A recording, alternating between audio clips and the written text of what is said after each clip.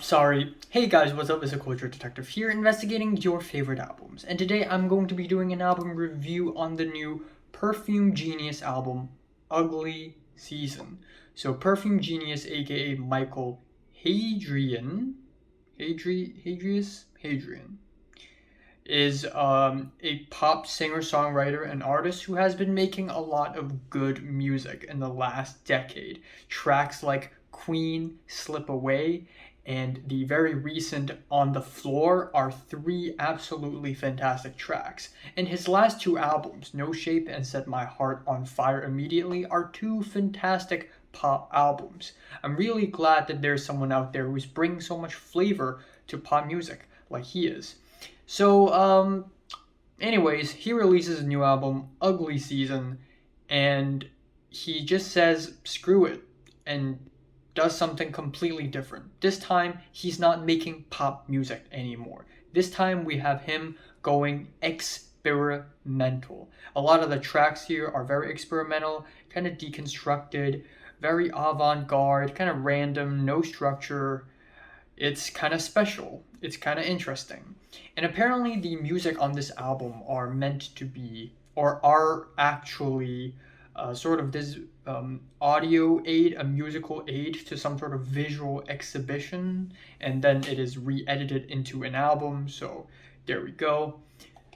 So, starting off, we have Just a Room, which is this very overdramatic, spacey track with breathy, mumbly vocals, epic wailing synths, and the second half of the track is basically an ambient track. It's really, really quiet.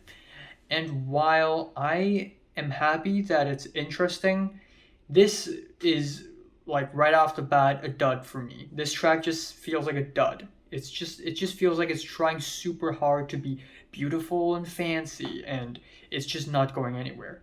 However, that is only the first track because the rest of the album is actually pretty great. We have Harem, which is this really elegant and atmospheric art pop track with droney keyboards and flutes. We have breathy and faint vocals and very dramatic organs at a very long duration of 7 minutes long. It stays fresh and interesting throughout the whole duration.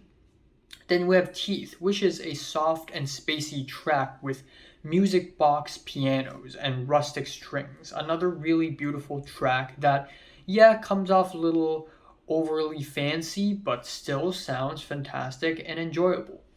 But the album gets a lot more interesting from here on out. We have the track Pop Song, and of course, if there's a track called Pop Song, you know that it's not going to be a straightforward song.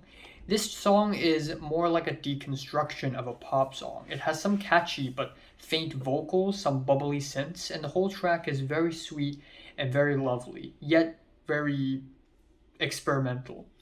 That is followed with Scherzo, which is a bit of an off-kilter piano piece that feels more like an audio aid for something visual than something that's standalone. I mean, every single track here is kind of like a musical aid, but this track in particular feels like that. Anyways, we have the title track with the strange combination of reggae and vibrato vocals, and yeah, I know it does put some people off, but I actually kind of like it because it reminds me of the movie Fallen Angels, which is one of my favorite movies of all times. And that is because one of the insert songs on Fallen Angels is Massive Attack's Karma Coma. So in turn, this track reminds me of Massive Attack. So it's kind of cool. It's off-kiltered, it's sensual, it's alien, and it's kind of cool. Then we have Eye in the Wall, which is a 9 minute long psychedelic groovy dance track with tight hand drums, mystical vocal harmonies, and pulsating sounds. Again, very interesting, lots of dynamic, multifaceted. I'm liking it. That is then followed with Photograph, which is a Twin Peaks-esque track with slow and surreal horns and strings with a Latin flavored rhythm as well. And for some reason, track feels wet. It feels very humid, it feels so wet, and it's just such a vibe. And that is followed with Hell Bent, which pretty much lives up to his title because this is easily the most chaotic track on the album. It has these jumpy electronic tones, distorted saxophones, rubbery synths, and the track gets rockier and rockier, more and more sour, and it reaches a very wild climax. And then the album is finished with C note, like Cenot, C note, cenote. I don't know, Snow, but it's a pretty average spacey ending. It's kind of like the intro track, but the last track. But it's still really good. This album is still, in my opinion, one of the more interesting albums of the year. Sure, some of the moments here, like the intro track and the final track, do not last as much of an impact as I would have hoped they would, but a good chunk of the music on this album are indeed very interesting, and it's a very special album. It's a special one. Didn't expect this one, but I enjoy it. My favorite track here is probably Hellbent. My least favorite, or pop song, and my least favorite is the opener.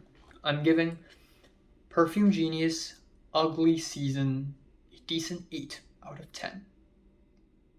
So, have you listened to the new Perfume Genius album? From when to 10, just rate it, like, and subscribe if you want more. And thanks for watching.